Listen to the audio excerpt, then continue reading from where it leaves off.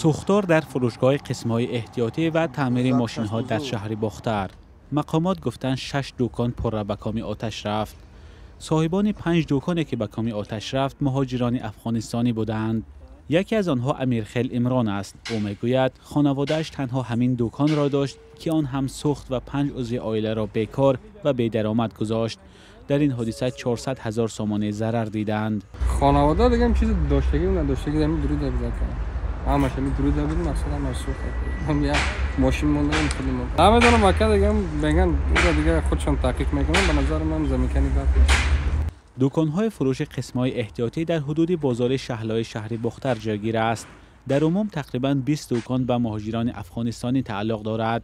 اکثر فروشنده و استاهای تعمیر ماشین نیز افغانستانی هستند. آنها پیش و بعد از آمدن طالبان به قدرت در افغانستان به تاجیکستان کوچیدند چون از امنیت خود در آن سوی آمو نگران بودند. همینجا دکان‌های ما پجر گرفت.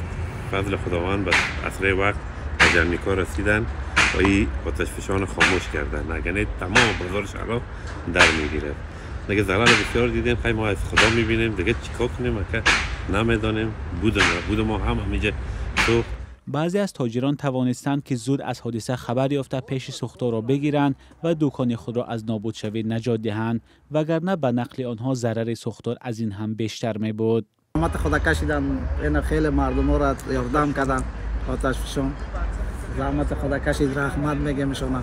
خیلی ما خیلی ضرر نرسیده همسایه را ضرر رسید. در اداره آتش نشانی شهر باختر گفتند سبب سوختار و ضرر رسیده را حساب کتاب دارند. صاحبکاران ضرر دیده تخمین میزنند که احتمال به هم رسیدن سیم برق سبب سوختار شده است.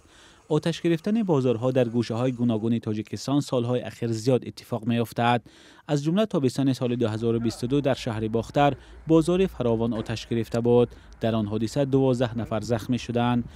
مقامات در چند حالت گفتند که رعایت نکردن قاعده‌های بی‌خطری سبب آتش گرفتن بازارها شده است، اما در همه حالت جبران زیانی رسیده به صاحبکاران و برقرار کردن تجارتی آنها از مسئله‌های بحث برانگیز مانده است.